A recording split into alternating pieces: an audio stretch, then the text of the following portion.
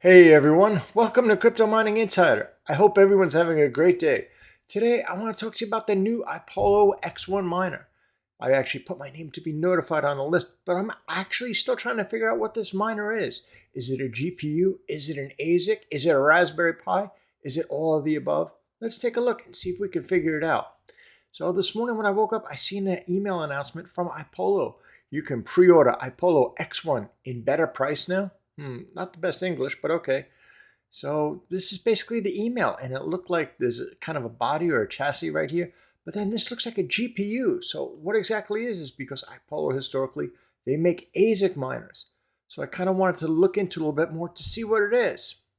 I clicked on the link and I was brought over to the iPollo website, and I can see this new miner form factor, but what exactly is it? Is this a box for an ASIC? And it's showing too some other diagrams that look like GPUs. But is this a GPU? Is this an ASIC? This looks like a computer rendering, not a real graphic card or not a real ASIC. These are all computer renderings. I wonder, maybe does this card or this ASIC card plug inside this frame here? I honestly don't know, and I'm trying to figure this out. I do see where it looks like two 8-pins would plug in here and something else there. Maybe is that for like an RJ45 for an internet cable? That would mean it's not Wi-Fi compatible too. However, though, too, I do see there's some more accessories available for this. So under the accessories section in iPollo, they're listing these Orange Pi sets for the X1 series. And this is a kit for $59. And includes a power adapter, an SD card, card reader, Orange Pi, and an Orange Pi heatsink. So is this like a Raspberry Pi GPU thing that's stuck inside of this body? I honestly don't know. Other than these couple of pages right here, I'm not seeing any more information about it. I would love to see a schematic, maybe how this whole thing connects together, maybe even a video or something, or some real pictures showing it. But this seems pretty disappointing to me. Let's take a look at the specs. Gives some information on the specifications. So this is the model number is the X1. Crypto algorithms is ET hash, ETHW, Ethereum Fair, Ethereum Classic, clock chain, Clo, Prom, Zil. And it has a hash rate of 300 megahash plus or minus 10%. And it says the power consumption is about 240 watts. Wow, that's really looking pretty identical to the gold iPollo V1 Mini. Also, the memory is 6 gigabytes, available at 5.8. Switching over to the iPollo V1 Mini, it's saying this unit is also the same algorithms, 300 megahash plus or minus 10, and power consumption is about 240. Design memory, 6 gigabytes available, but with 5.8. So what's really the difference between this miner and this miner? I'm still trying to honestly figure it out. And how do they kind of plug or couple together? And I'm only getting the same efficiency that I was getting out of the iPollo V1 Mini Gold. Now these miners, although they're really great, and I love them, they're not the most efficient, especially compared to the newest Jazz miners.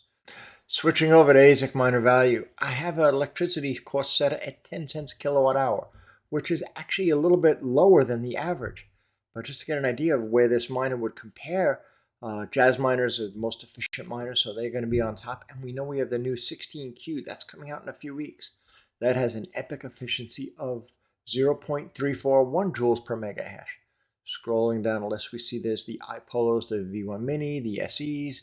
We have the BITMAIN E9 Pro, the Mini Wi-Fi, the Forest Miner, another iPollo. Then we even have the E9, which is not an extremely efficient miner itself. That's not the Pro. And beneath that, we have the iPollo, the V1, and the Mini. And this miner is only making about 13 cents a day right now at a 10 cent kilowatt hour electricity cost. So this is the gold colored iPollo V1 Mini. So if this miner has the same specifications, only going to make me 12, 13 cents a day, what is really the big deal about this miner? I would love to know. I love my Jasminer V1 Mini, especially last year when it was making really good money mining Ethereum. But now revenue is down really low and we're left to mine other coins like Ethereum Classic. So why is iPollo introducing a new form factor, but really the same specifications as the iPollo V1 Mini? I honestly don't know. Whenever I'm considering a new miner, one of the first things I do is look at it against its competing miners. How well does this miner stack up? How powerful is it? How efficient is it? What is my expected rewards? Are other miners going to come out and dominate it? And those are really important factors for me when I'm making a decision if I'm going to be purchasing it. What I'm sharing with you is just my opinion. It's not financial advice, so please do your own research. Although I love my iPollo V1 mini miner, it's a whole generation behind, in my opinion, as far as the efficiency compared to some of the latest miners, like the newest jasminers. So switching over to the Jingle mining site, they have the new jasminer X16Q, and that's coming out in a couple of weeks. That's going to be a powerhouse miner at 1,845 mega hash. And I've seen some of the preview runs, and it's almost 2 gigahash. So this miner is over 6 times more powerful, but it's only using 630 watts. And that's incredible night and day difference. Plus it has a larger RAM size. And if you're looking for a more budget-friendly miner, some miners that may want to consider though too is the jasminer, the X4Q, but this is the 3UZ. This is only 840 mega hash at 340 watts. So wow, this miner is almost 3 times as powerful as this miner, except where this miner is using 240 watts, the new jasminer is only using 340 watts. So this is like 3 times the bang for your buck per se. The only limiting factor though too, I believe, with this miner is I believe it has 5 gigabyte DAG, where the iPollo has 6. So the iPollo would be able to mine a little bit longer.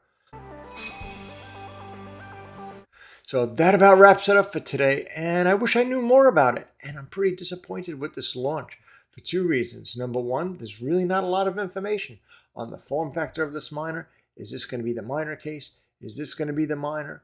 And how it all connects, as well as the technology seems to be a generation behind. So I'd love to know your thoughts, so definitely drop a comment down below. And if you've enjoyed this video, please remember to give me that thumbs up, and don't forget to press that subscribe button. You subscribing really means a lot to me. So until next time, stay safe. I'll see you on the next video.